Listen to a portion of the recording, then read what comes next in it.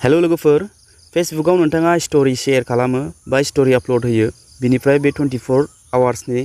गेजेराव बियो रिमुव जालांफिनो हारसिं 24 आवार्स जाबाथाय बियो अटोमेटिकली रिमुव जालांफिनो ओमफ्राय बेयाव साबैसे मानसि नायदोंमोन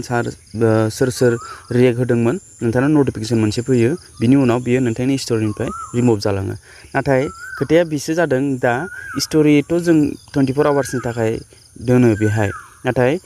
स्टोरीया रिमुव जानायनि उनाव आरो रिपिट स्टोरीखौ नायफिननो लुगैयो जे साबैसे मानसि नायमारदोंमोन साबैसे मानसि रिएक्ट हरदोंमोन बेखौ माने नायफिननो लुगैयो आंनि स्टोरीखौ माबायदि नुदों गुबुनफ्रा बेखौ माने नायफिननो लुगैयो जेब्ला नायफिननो लुगैयो अब्ला नोंथाङा नोंथांनि फेसबुकाव नायोब्ला बेखौ नुना मोना माने नोंथांनि स्टोरीया बिनिफ्राय माने बेयावबो सेभ थाया नोंथांनि होम पेजावबो थाया ओके गुबुनाबो नुवा नाथाय नोंथाङा रिपिट बेखौ आरो बे स्टोरीखौनो दोनफिननो सानदों अब्ला जोङो नुना मोना गावनि बे फेसबुकाव नाथाय दिनैनि भिडिअ आं नोंथांमोननो खिन्थागोन जे नोंथाङा गावनि स्टोरीखौ माब्रैहाय रिपिट नायफिननो हायो बेसेबां भिउज फैदोंमोन बेसेबां गुबुन मानसिफ्रा माने आंनि भिउवार्सफ्रा बेसेबां रिएक्ट हरदोंमोन बेसेबां लाइक हरदोंमोन थिग बेफोरबायदिखौ नोंथाङा रिपिट नायफिननानै आरो दोननो गोसोबा बेखौनो दोनफिननो हायो माब्रै दोनगोन माब्रै नायफिनगोन बोरैहाय जोङो रिपिट चेक खालामफिनगोन बे भिडिअनि गेजेरजों नोंथांमोननो खिन्थालांगोन जोबोद सिम्पल भिडिअखौ जोबजासिम नायलां लोगोफोर बेयाव आङो फेसबुकखौ ओपन खालामबाय नोंथांमोना नायनो हागोन बेयाव स्टोरी दङ बे गासैबो स्टोरी जेसेबांखिनि जायनिखि स्टोरी हगारदों बेयो 24 आवार्सनि थाखायल' हगारदों आं हगारब्लाबो 24 आवार्सनि आं मैया दाख्लै मोनसे ओरैनो जास्ट फिसा संजों लोगोसे क्लिप मोनसे आङो आपल'ड खालामदोंमोन नाथाय बे मैया रिमुव जालांबाय 24 आवार्स जाबाय नालाय दा आं बेखौ नायफिननो सानदोंब्ला बेखौ माब्रैहाय नायफिनगोन नोंथांमोना नायनानै ला नोंथाङा फेसबुकखौ लगइन खालामबायथ' बिनिफ्राय नोंथांनि लग'नि राइट साइडनि कर्नारनि 3 लाइनाव क्लिक खालामनानै नोंथाङा नोंथांनि बे लग'आव क्लिक खालामदो बेयाव क्लिक खालामनानै नोंथाङा नैबे गाहायाव नुगोन 3 डट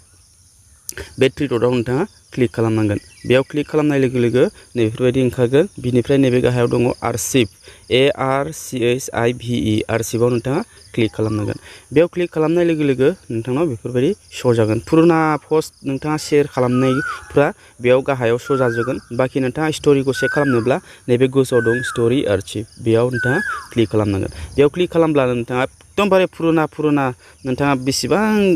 समनिफ्राय फेसबुक समनिफ्राय नोंथाङा मा स्टोरी हगारबोदों बे गासैबो स्टोरीखौ नोंथाङा बेयाव नुना मोनजोबगोन आरोखि बेयाव बेसेबां माने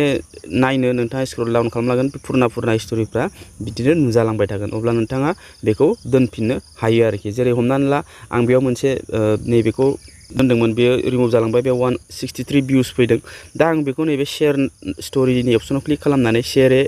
एज ए रिल माने आं बेखौ रिलावबो आपल'ड खालामनो हायो शेयार खालामनो हायो पस्ट खालामनो हायो बा नोंथाङा आरो बेखौनो रिपिट दोननो सानदोंबा नैबे गाहायाव दङ शेयार टु स्टोरी बेयाव क्लिक खालामनानै नोंथाङा आरोबाव स्टोरी शेयार खालामफिननो हायो आरो नैबे हाइलाइटआव दोनोब्ला बेखौ मा नोंथांनि फेसबुकखौ जाय अपेन खालामगोन जाय नायगोन फार्स्टआवनो नोंथांनि बे रिला बे पस्टआ बे स्टोरीया शो जागोन आरोखि गोजौआवनो हाइलाइट जानानै थागोन अके बेफोरबायदिनो आरो जुदि नोंथाङा बेखौ सेभ खालामनो बा डाउनल'ड खालामनो सानदों अब्ला नोंथाङा नैबे 3 डटआव क्लिक खालामनानै नैबेयाव दङ गोजौआव डिलीटनि अपसन ओमफ्राय गेजेराव दङ सेभ